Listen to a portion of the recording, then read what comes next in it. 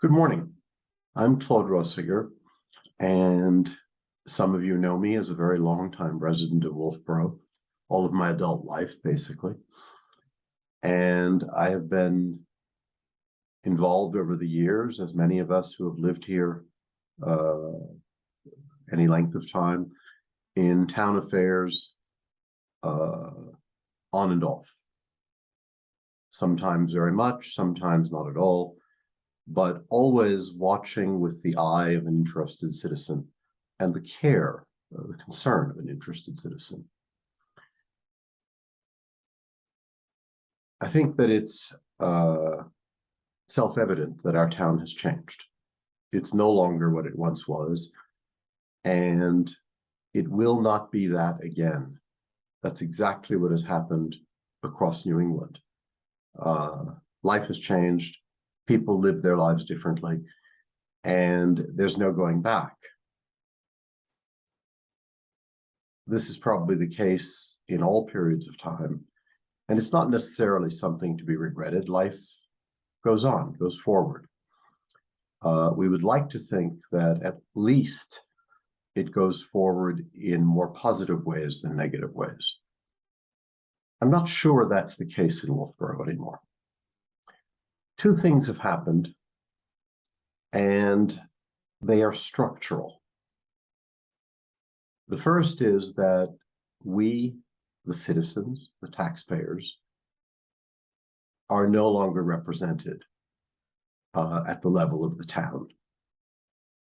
Now, that may come as a surprise. After all, we do vote, don't we? Yes, we do, but that vote has very little consequence in the management of the town. And I'll address that in a minute. The second thing is that as a result of this lack of representation of citizens, the town is managed by a small group who are either paid officials or, in the case of the selectmen, elected officials, but with almost no input from us. What input there ever occurs anymore concerns a particular issue where the interested parties do, in fact, make themselves heard. But we as the citizens are not heard. And I would even say that it is not desired that we be heard. We were told that quite clearly a few years ago when the Board of Selectmen moved the public input at their meetings to the end of their meetings. This was done with purpose. It was done so they did not have to hear from us. Because who would actually go and suffer a long, dreary meeting in order to have 3 minutes to say something at the end when the hall would be empty? You see, that's very different from 30 or 40 years ago, where the selectmen's meeting was often quite well attended. I can remember selectmen's meetings that more or less filled the meeting room, and where there was vigorous discussion between citizens regarding issues, and then several would speak. There would be voices pro and voices con, that's fine. But the selectmen had to listen. They were being scrutinized by their employers. That's us, the citizens. So they couldn't just sweep things under the carpet, or they couldn't just say, well, we'll deal with that in a separate session or private session, or I don't know what. They couldn't do that because we were there.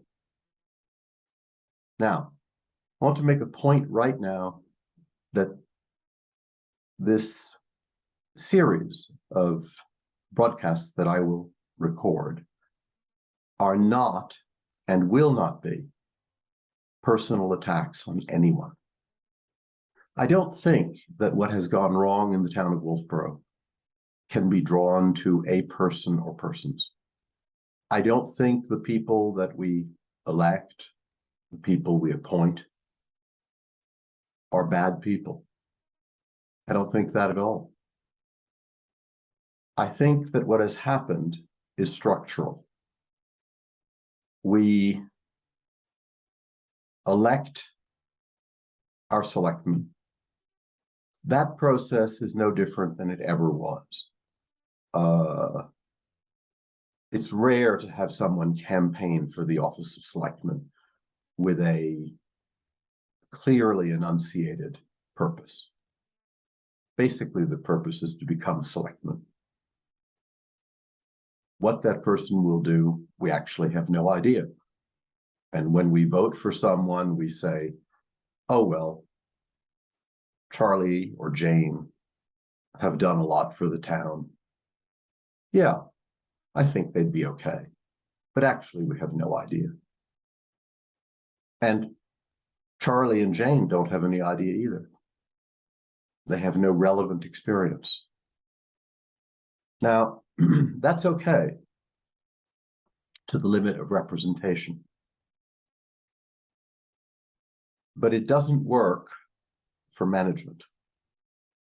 You need people who have the capacity and the experience to manage.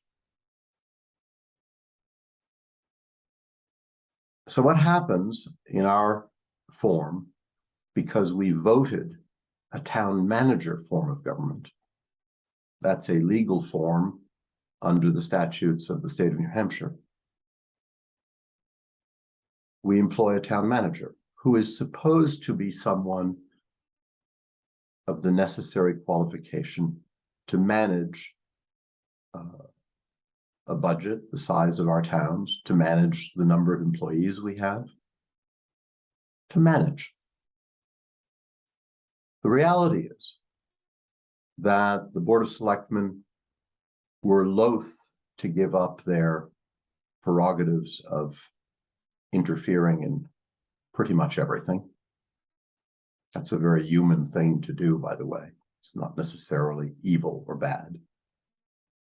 And they chose a succession of town managers who were not managers in any true sense. They were at best administrators, not bad people, not at all. Some of them were rather nice, privately very decent people, just not qualified to manage. Manage means having a clear vision of what you want to do, what you want to implement. It means having experience in selecting effective people to report to you. It means holding those people accountable. It means directing them in their functions. And in the worst case, it means replacing them if they don't fulfill their expectations. We don't get that. And we don't get that structurally because our town manager is not allowed to manage. And again, I want to emphasize, this is nothing personal. We don't choose people who are equipped by experience or capacity to manage. And they don't. No surprise. Now, I've covered various points to give an overview. And the question is whether there's anything that can be done, or we just sort of stumble along as we have. Higher and higher taxes, town services that are often, well, uncertain, questionable, not necessarily better than they once were, in many cases worse.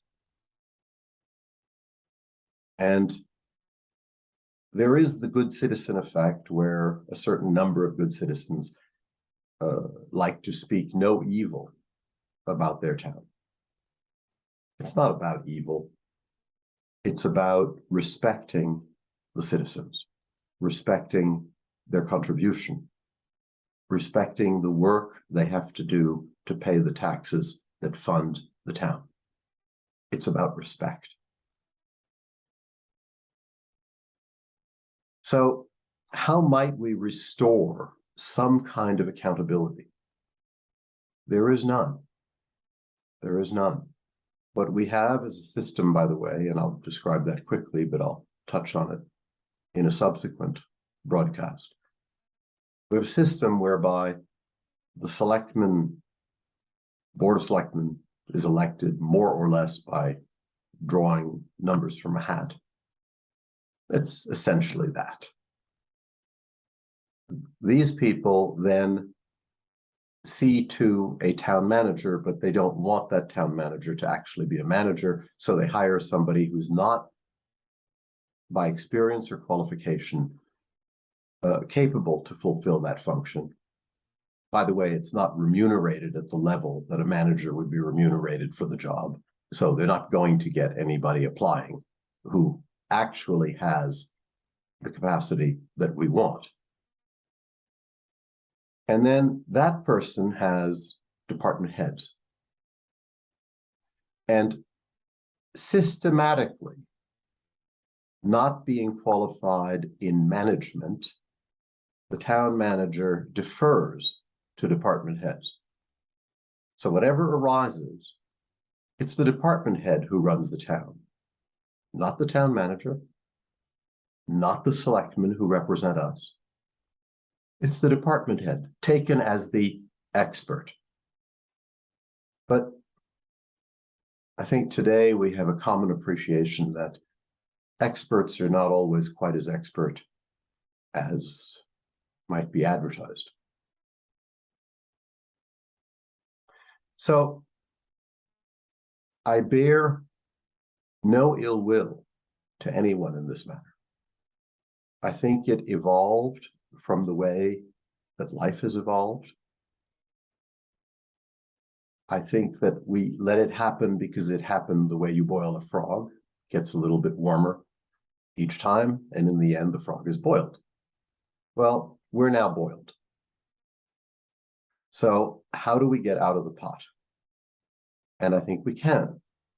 But it means that we will have to reconsider the structure of our town government. Just structure, nothing else. In order that we as citizens may have a voice again, in order that the selectmen may fulfill their responsibility as our representatives, in order that we may hire a town manager who has the capacity of town management, and in order that the people who report to that town manager truly do so. They don't tell the town manager what's going to happen. They are told what's going to happen. That's management. So I hope to be able to address this and be persuasive beyond a sort of grab bag, which I've offered right now, and get into a little bit of detail. I look forward to the next broadcast. Thank you very much.